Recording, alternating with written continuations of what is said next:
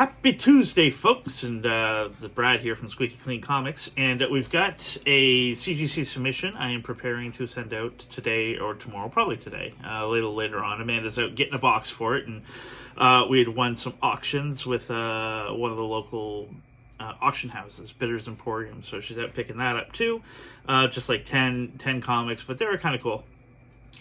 So what I've got is we've got an order of 20 books that are going out.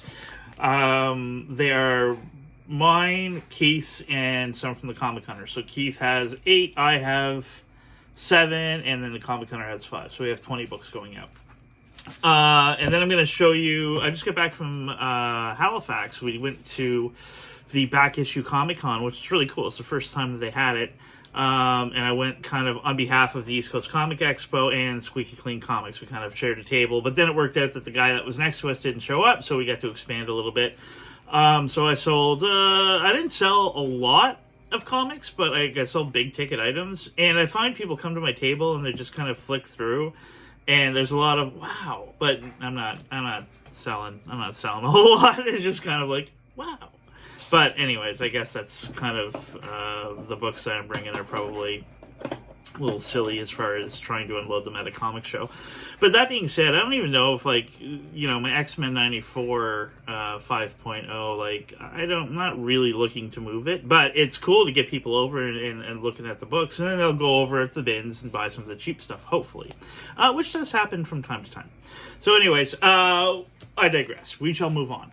So the first books I'm going to show you are Keith's that he's sending in. We have a Grand Admiral Thrawn, number 4 variant edition. I think it's the 1 in 20. I think all of you got here is another Grand Admiral Thrawn 1 in 20, and that is number 2. And then we have Wolverine, the first Helverine, which I believe is getting its own title. This one, again, Keith sent this in for a second time, and I think this is just the storyline that's coming with Daredevil could possibly be this one, I guess. Then we have Venom versus Carnage. I think this is the first appearance of Toxin or the first Pat. I'm not sure. This is number 1. I think maybe the Toxin symbiote. Anyways. Classic Wolverine cover. Number 27. I think that's John Byrne? I'm not sure. And then Deadpool, Circle of the Chase, which is really weird. Like, this should get 9.8. All of these are really nice books. I didn't press it because I don't want to ruin it because it's embossed. But, yeah, it's a really weird book. I don't know why this book's not worth a fortune. Maybe because there's probably a bunch of them out there, but still. And then we have 315, Amazing Spider-Man 315, newsstand edition, first cover appearance of Venom, second appearance of Venom. Another book that I think is really undervalued in terms of the significance of it. It should be a huge book, but for whatever reason, you can get them for $20-$30. But I have a bunch of them, and I think I probably have them for $40-$50. They've been cleaned and pressed, and most of them are newsstands. They look great. Then we have Remy's stuff. Now we're moving into the Comic Hunter stuff. That's all Key stuff. Then we have these are going to be a lot of variants that I don't really know much about. Excalibur. I'm not sure who the artist is on that. Looks familiar. And then we have Amazing Spider-Man 37, Sweet Mary Jane cover variant as well. Then we have Danger Girl G.I. Joe crossover, I believe. Great cover. With Remy, he picks the best covers. And then The Mask number 1. I think this is probably, we're really hoping this will come back 9.8. I don't see why not. And then DC Harley Quinn number 25. Yeah.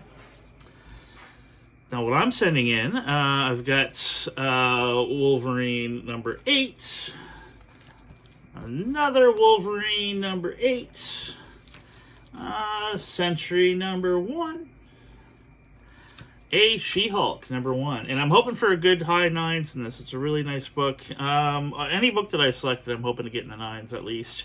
But we'll see what it comes back as. But this She-Hulk's really nice. Then I have a Thundercats number 1 Canadian price variant. Then I have a first appearance of Gambit, or first cover, whatever, newsstand. So I'm hoping, now this book and this First Miles Morales both came in on trades. And I think the people that traded them to me are going to be surprised at what the grades come back at. Because, like, I know this guy thought it was going to be like, oh, it's a 9 for sure. Probably not. Same with this dude. So we shall see when they come back from grading. I don't think, I think I probably took a bit of a bath on those ones, but we shall see. Then we got books that I picked up at the Back Issue Comic Con in Halifax, well, Dartmouth, last weekend and the weekend before. We get invited down by our buddy Tony White, who is on the East Coast Comic Expo committee with myself and a bunch of the boys. And we went down and sold some, but I bought a bunch. So I'm going to show you kind of what I bought. I've already cleaned and pressed all these. So we've got Captain Marvel number 13. Very nice clean book. World's Finest number 165. You know, I love these white covers. White cover for the old 12 centers are awesome. They look great. Same with Superboy. I'm not even sure what number it is. Just white cover. Had to pick it up. Same deal with Cat, number 104. Now, I have another one of these in high grade. Well, high-ish. I think it's probably the same. This will get some tanning down the spine, so I can't do a whole lot with it. But yeah, that'll probably go up on the website for sale or for trade. Predator number 1 newsstand, same deal. Probably go up to the website for sale or trade. It's probably in the 8s. It's got a couple little ticks there. First Man-Bats, or second appearance of Man-Bat. I love this one. Just a great cover. I have another one of these low grade that I'm going to throw up on the website at some point. First Peacemaker reprint, or no, not First Peacemaker. First Peacemakers and like Fighting Forces 40. And Derek had bought a lot, and we were going through it. We couldn't find anything of any value. And then our buddy Aaron, who's basically an encyclopedia when it comes to this stuff, looks on the table and it's like, well, that's a big book. And then we were like, what do you mean that's a big book? And we look it up. It's First Appearance of Peacemaker.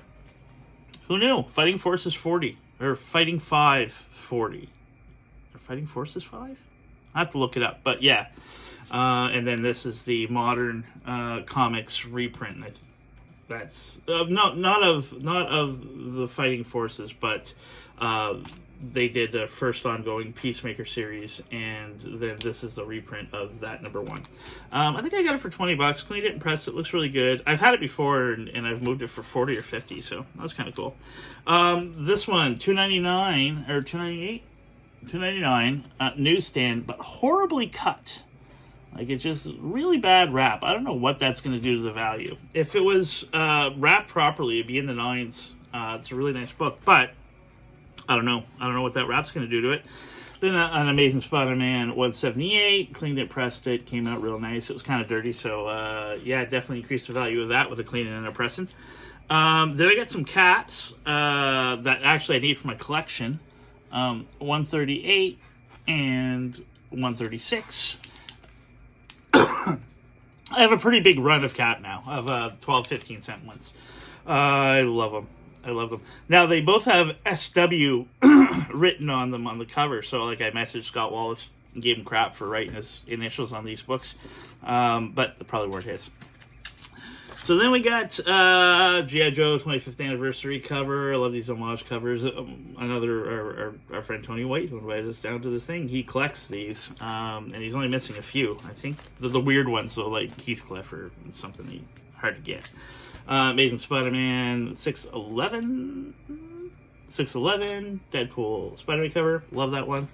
Punisher number 1, first mini, love this book. Low grade, not low grade, but like not high grade, but actually pressed really nice. Yeah, the bottom's got a big chunk. You can see that, yeah, a little bit of a chunk there missing, not missing, but chopped out. Anyway, and last but not least, Amazing Spider-Man 301 newsstand. This was filthy. I cleaned it up real good. So, yeah, definitely increased the value of this bad boy. And I didn't have one in my collection. I had a graded one for a long time, but it was only like a 7.75 or something. And I moved that along, and so I've been on the lookout for one of those, but I just found one. So, that is about it for that. We have another shipment at CGC right now.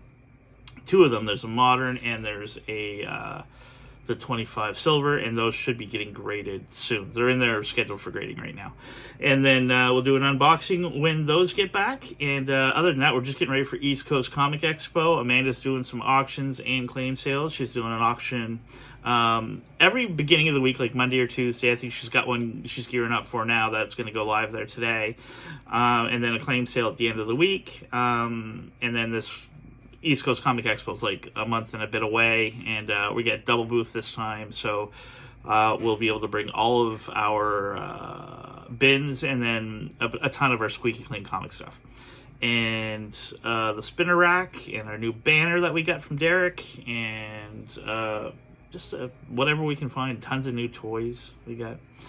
So yeah, that's about it. It's a little longer than I was hoping it would be, but we are done. See my new shirt. I love that shirt. Got it at Spencer's, and I got an Amazing Spider-Man 300 homage t-shirt there as well. Yeah, that's about it. You guys have yourself a great week, and I will talk to you soon.